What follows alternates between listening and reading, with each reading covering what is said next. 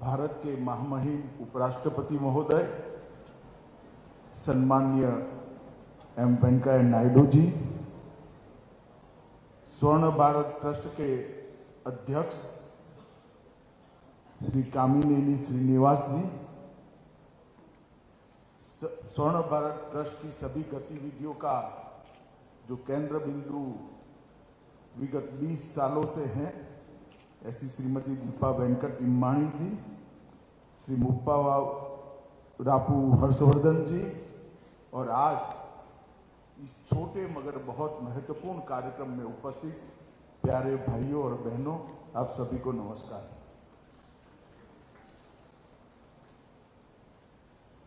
आज मैं यहां आया हूं तब स्वाभाविक रूप से वेंकैया नायडू जी का नेटिव प्लेस है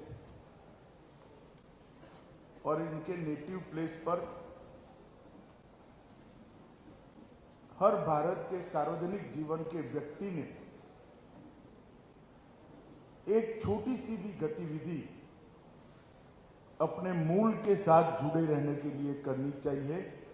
इसका एक बहुत अच्छा उदाहरण वेंकैया जी ने प्रस्थापित किया है। इसको देखने के लिए मैं आज यहां पर आया हूं। मैं ट्रस्ट के बारे में बाद में बात करूंगा, मगर वेंकैया जी की अनुमति के साथ पहले मैं वेंकैया जी के लिए बात करना चाहता हूं। वैसे तो वेंकैया जी आज भारत के उपराष्ट्रपति हैं और जैसा उनका नेचर है, डिसिप्लिन नेचर है, उन्होंने संविधान की भावनाओं का सम्मान करते हुए सारी राजनीतिक गतिविधियों से अपने को अलग अलग कर दिया है। मगर मैं तो भारतीय जनता पार्टी का कार्यकर्ता हूं और वेंकैया जी भारतीय जनता पार्टी के वरिष्ठतम नेताओं में से एक हैं। देश भर के भारतीय जनता पार्टी के प्रमुख नेताओं में से वेंकैया जी जब राजनीति में थे, उन्होंने भारतीय जनता पार्टी का नेतृत्व किया। मैं आज आपको बताना चाहता हूं, मैं जब जिले का महामंत्री था, एक डिस्ट्रिक्ट जनरल सेक्रेटरी था, तब वेंकैया जी देश के राष्ट्रीय अध्यक्ष थे और हम सब उनको राष्ट्रीय अध्यक्ष के रूप में काम करते हुए देखते थे। मैं बहुत बचपन से भारतीय जनता पार्टी का कार्यकर्ता बना, लगभग समझ आई, तब से इसी विचारधारा से जुड़ा। मैंने भारतीय जनता पार्टी की गतिविधियों को बारीकी से देखा है और मेरा सौभाग्य रहा, बाद में मुझे भी पार्टी का अध्यक्ष बनने का मौका मिला। तब पार्टी के अंदर जितना भी डॉक्यूमेंटेशन था, उस वक्त सारे मेरे पूर्व अध्यक्षों ने जो काम किए थे उसका मैंने डिटेल स्टडी करने के लिए एक टीम बनाई थी और उसका मैंने भी स्टडी किया था।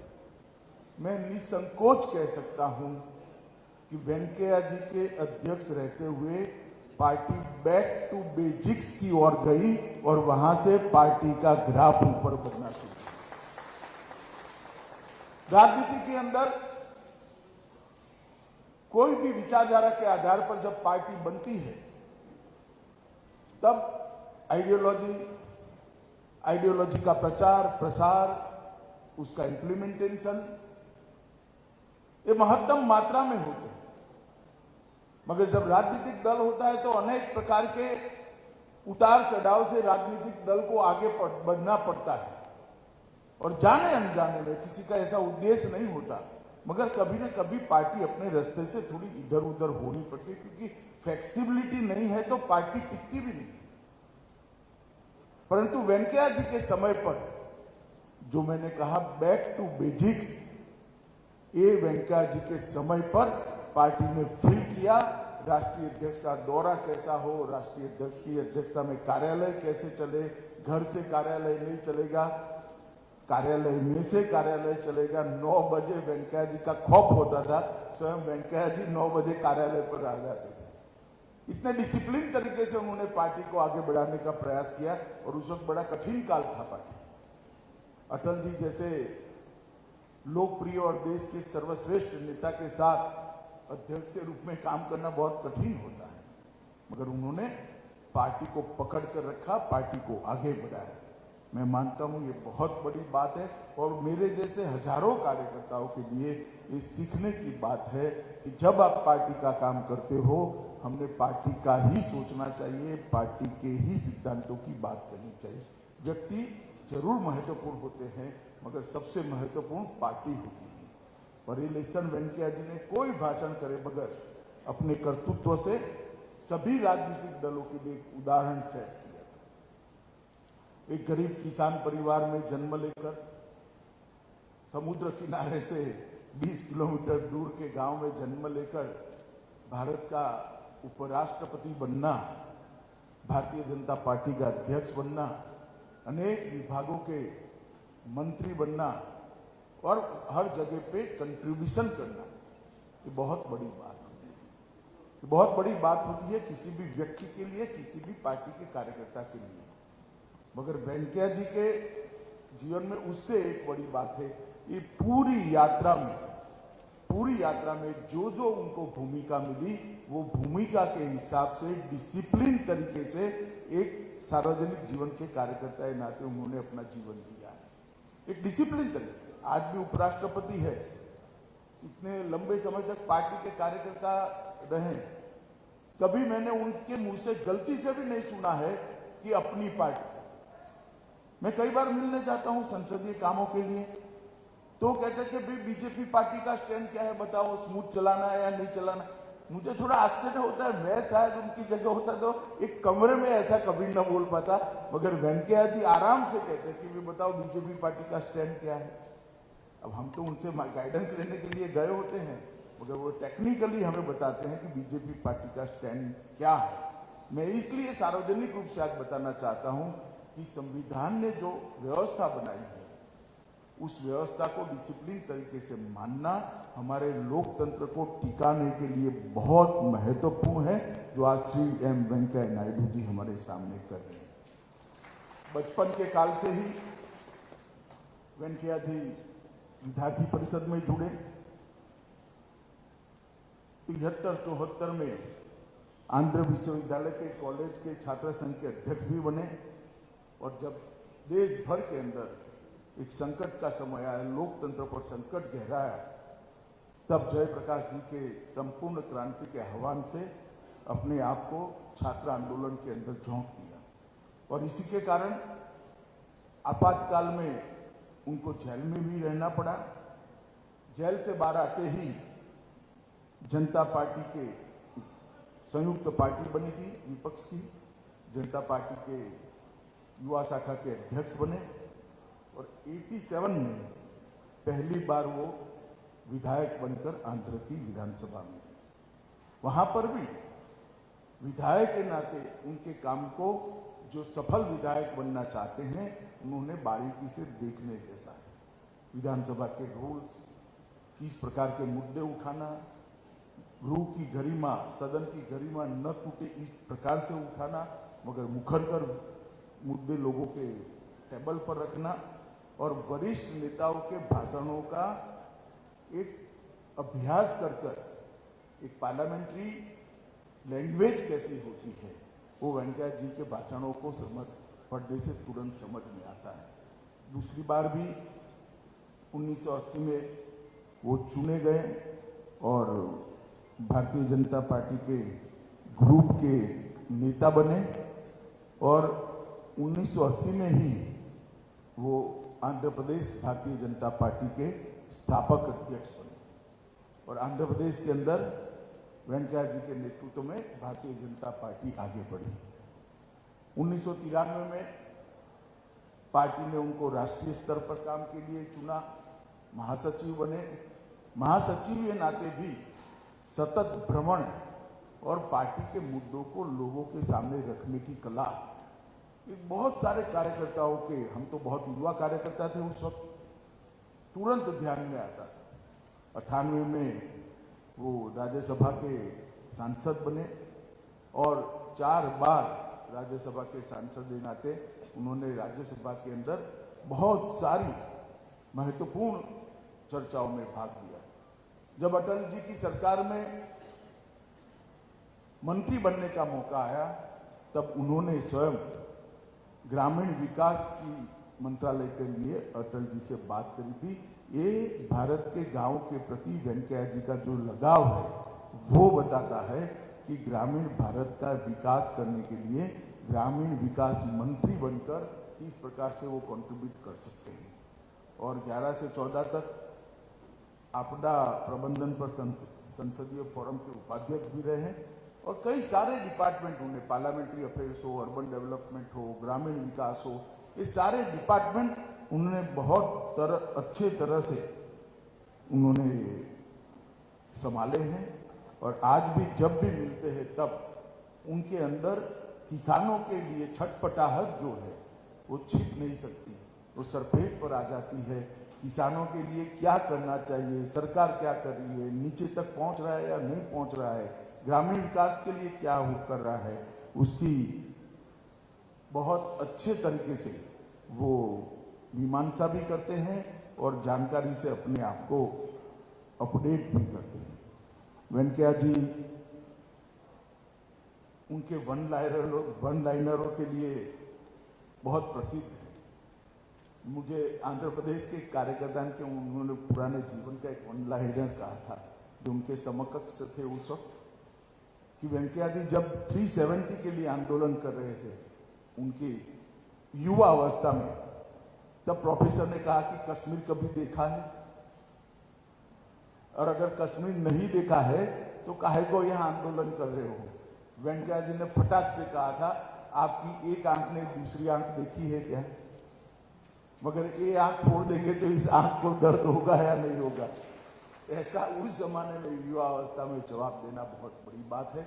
और परमात्मा की कृपा देखिए, जिस युवा वेंकैया नायडू ने 370 के लिए आंदोलन करा था राज्यसभा में, 370 का बिल मैंने ही पायलट किया था, सबसे पहले राज्यसभा में ही रखा था। और जब राज्यसभा में मैं बिल रख कर गया तो श्री वेंकैया नायडू जी भारत के उपराष्ट्रपति और राज्यसभा के चेयरमैन। ईश्वर भी जो व्यक्ति की लगन होती है इसको कभी न कभी देखता है और ऐसे मौके भी ईश्वर देता है।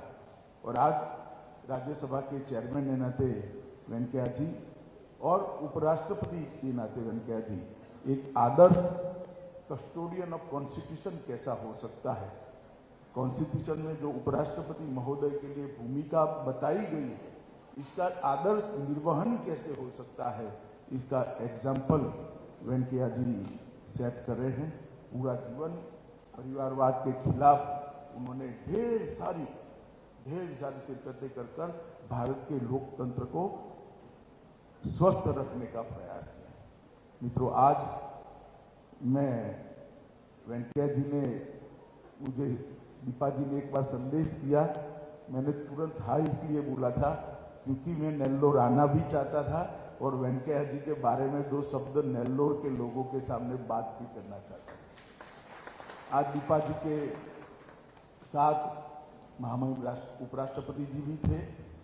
पूरे परिसर का मैंने बहुत ध्यान से दौरा किया है, पूरे परिसर को देखा है। एक अपने नेटिव के अंदर इतने बड़े स्तर पर देश की व्यवस्था में कंट्रीब्यूट करने वाला व्यक्ति अपने नेटिव के लिए एक छोटी सी गतिविधि से बढ़कर वटवृक्ष बनाकर किस प्रकार से अपनी मातृभूमि की, अपने गांव की सेवा कर सकता है, इससे बड़ा कोई उदाहरण नहीं हो सकता। जब ये 20 साल पहले शुरू किया होगा तब कल्पना भी नहीं होगी कि जुड़ते जुड़ते जुड़ते जुड़ते इतना सारा जुड़ जाएगा। कोई एक्टिविटी बाकी नहीं।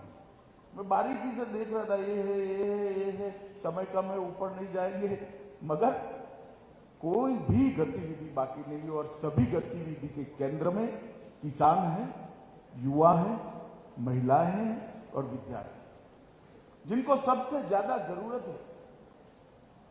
वो सभी तबकों को दीपा जी ने बड़े खंत से ट्रस्ट की गतिविधियों के साथ जोड़ा है।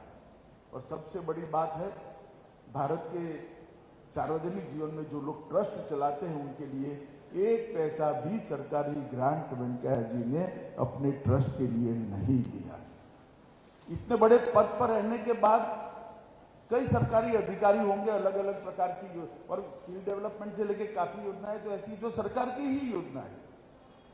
सरकार को तो चाहिए इस प्रकार के ट्रस्ट की जो आगे बढ़ाए, मगर मैंने अस्पताल देखा उसमें भी सरकार नहीं है, कोई प्राइवेट ट्रस्ट इसको मैनेज कराए। इंस्ट्रूमेंट सारे दीपा जी के ट्रस्ट ने, स्वर्ण भारत ट्रस्ट ने दिए हैं, और स्किल डेवलपमेंट की गतिविधि भी प्राइवेट पार्टियों को साथ में जोड़कर चलाई। मैं मानता हूं कि ये बहुत बड़ा एक अपने आप में उदाहरण है कि किस प्रकार से एक अपने पैतृक गांव के अंदर, अपने जन्म जहां हुआ वो गांव की कल्याण के लिए किस प्रकार से काम किया जा सकता है। और मित्रों, एक बात मैं यहां आकर बहुत अच्छे से कनेक्ट कर पाया, अगर हर गांव में कोई न कोई एक व्यक्ति इस प्रकार की गतिविधियों को उठा ले, अपने आप को बाजू में कर गांव के बच्चों की, किसानों की, महिलाओं की और गरीबों की चिंता करे, तो देश के अंदर एक भी गांव ऐसा नहीं बचेगा जहां ये सब चीजें नहीं होगी। परंतु हम सब कर नहीं सकते, वेंकैया जी कर रहे हैं, और मेरे जैसे व्यक्ति के लिए आज एक बहुत बड़ा लेसन है कि अपने नेटिव के साथ, अपनी जड़ों के साथ कैसे जुड़ा रहा जा सकता है। इसका एक आइडियल एग्जाम्पल इस स्वर्ण भारत ट्रस्ट है, और मैं वेंकैया नायडू जी को इस ट्रस्ट के प्रेरणा स्वरूप, प्रेरणा मूर्ति के रूप में बहुत बहुत बधाई देना चाहता हूं कि इन्होंने नेल्लोर के युवाओं के, किसानों के, बच्चों के और गरीबों के कल्याण के लिए इतना बड़ा गतिविधि का केंद्र बनाया है, और स्वयं इतने इन्वॉल्व है कि हर चीज उनको मालूम है। और दीपा जी ने भी और ट्रस्ट के अध्यक्ष जी ने भी उसको बहुत आगे बढ़कर बढ़ाया है। मित्रों, आज जब मैं यहाँ आया हूं तब कोई राजनीतिक बात नहीं करनी है, मगर एक ऐसा प्रयास है भारत सरकार का जिसको मैं आपके साथ साझा कर रहा हूं। मैं लगभग 1981 से सार्वजनिक जीवन में हूं, कई साल हो गए, और पद्म पुरस्कारों को मैंने पहले भी देखा है, आज भी देखा है, और अब मैं गृह मंत्री हूं तो पद्म पुरस्कार की प्रक्रिया को भी ध्यान से देखता हूं। और मेरा स्वभाव है स्टडी करने का, पुरानी प्रक्रिया का रिकॉर्ड मंगा कर भी मैंने देखा। ज्यादातर जो दल सत्ता में होते हैं उनके प्रभाव क्षेत्र के लोगों को पद्म पुरस्कार मिलते हैं।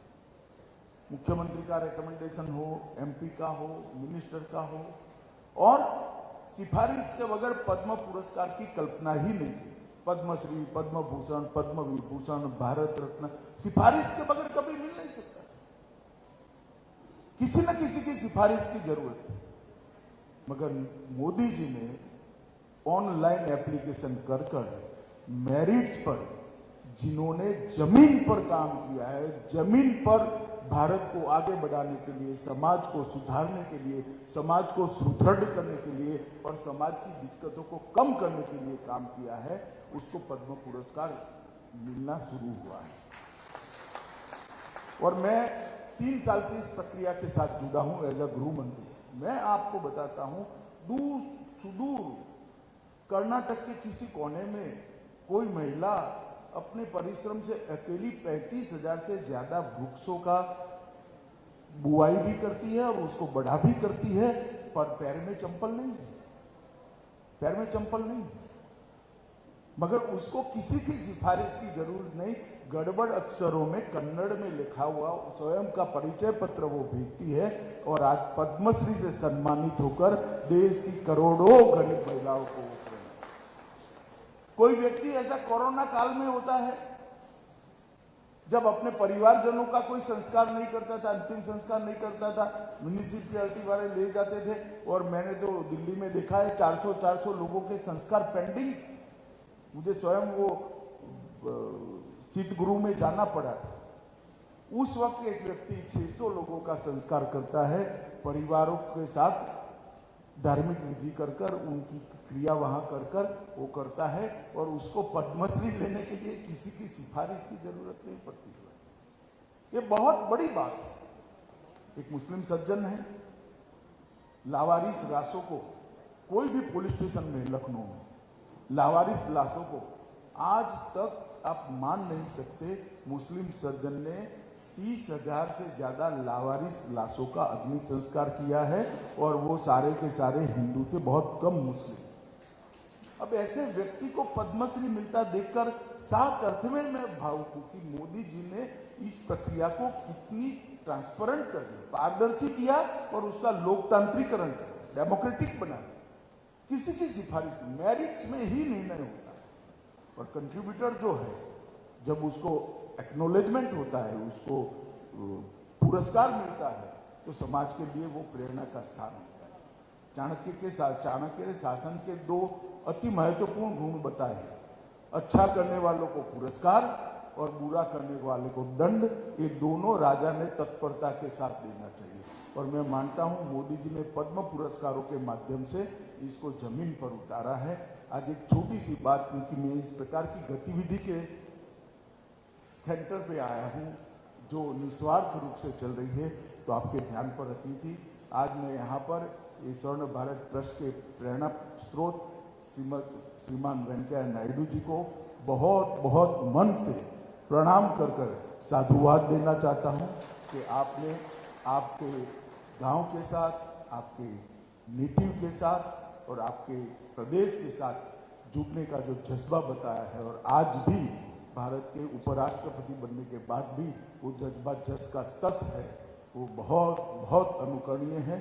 ट्रस्ट के अध्यक्ष जी श्रीनिवास जी और बहन दीपा को भी मैं बहुत बहुत शुभकामनाएं देता हूं कि जिस प्रकार की गतिविधि आप यहाँ पर कर रहे हो, ये बहुत सारे लोगों के लिए प्रेरणा का कारण बनेगी। आज मुझे आकर बहुत सीखने को भी मिला है और बहुत संतोष और आनंद की भी अनुभूति हुई है। उसको व्यक्त कर मेरी बात को मैं समाप्त करता हूँ। वंदे मातरम।